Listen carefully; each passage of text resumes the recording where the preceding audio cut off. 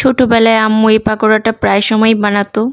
আর আম্মুর হাতের এই পাকোড়াটা সবাই খেয়ে অনেক বেশি প্রশংসা করতো আম্মুর। এইটা হচ্ছে আলু বেগুনের পাকোড়া। প্রথমে আলু আর বেগুন এরকম ভাজির মতো করে কেটে নিয়েছি। কাটার পরে ধুয়ে ভালোভাবে পানিটা ঝরিয়ে নিতে হবে। এইটা বানানোর ঠিক 1 ঘন্টা আগে আপনারা মসুরের ডালটা পানিতে ভিজিয়ে রাখবেন। তারপরে আমি ডালটা আধা ভাঙা করে একটু ব্লেন্ড করে নিয়েছি, সাথে একটু পানি দিয়েছিলাম। এখন আমি কেটে রাখা আলু বেগুনের সব মশলা অ্যাড করে দিব। প্রথমে দিয়েছি পেঁয়াজ, তারপর দিয়েছি ধনিয়া পাতা। এখন অল্প একটু আদা রসুন পেস্ট দিয়ে দিচ্ছি।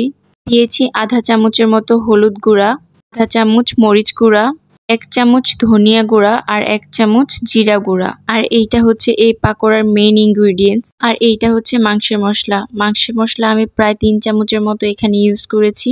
মাংসের মশলা না দিলে কিন্তু এই পাকোড়ার যে টেস্টটা সেটা কিন্তু একদম আসবেই না। তারপর আমি বাইন্ডিংয়ের জন্য দিয়েছি কর্নফ্লাওয়ার আর দিয়ে দিয়েছিলাম অল্প একটু বেসন। আপনারা চাইলে আটাও ইউজ করতে পারেন বা ময়দা।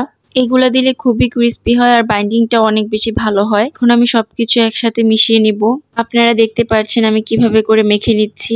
একটু চেপে চেপে মাখতে হবে যাতে আলু আর বেগুনগুলো একদম নরম হয়ে যায়। এতে করে মশলাটাও সবজির গায়ে ভালোভাবে লেগে যাবে। তারপর আমি ব্লেন্ড করা ডালটা দিয়েও মিশিয়ে নিব ভালোভাবে। তো আমাদের ব্যাটার রেডি। আর এখানে প্যান গরম হতে দিয়ে দিয়েছি। তারপর আমি তেল দিয়ে দিচ্ছি। এটা আজকে আমরা ডুবো তেলে ফ্রাই করব। আর আপনাদের একটা ট্রিক শেখাই, যদি ডুবো তেলে ভাজতে চান আর কম তেল নষ্ট করতে চান তাহলে ছোট্ট একটা ফ্রাই প্যান নেবেন। তাহলে আপনার অনেক তেল নষ্ট না করে ডুবো তেলে ভাজাও হয়ে যাবে। আর আমি পাকোড়াগুলো ভাজছিলাম ঠিক তখনই দেখি বাইরে খুবই বৃষ্টি শুরু হয়ে গিয়েছে।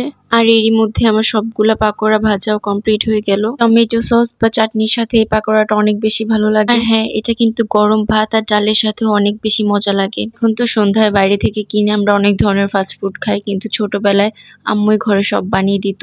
আর আম্মুর বানানো এই পাকোড়াটা আমার কাছে বেস্ট লাগতো। এখন আমি মাঝে মাঝে ঘরে এই পাকোড়াটা বানাই। আপনাদের কেমন লাগলো রেসিপিটা অবশ্যই কমেন্ট করে জানাবেন। Thanks for watching.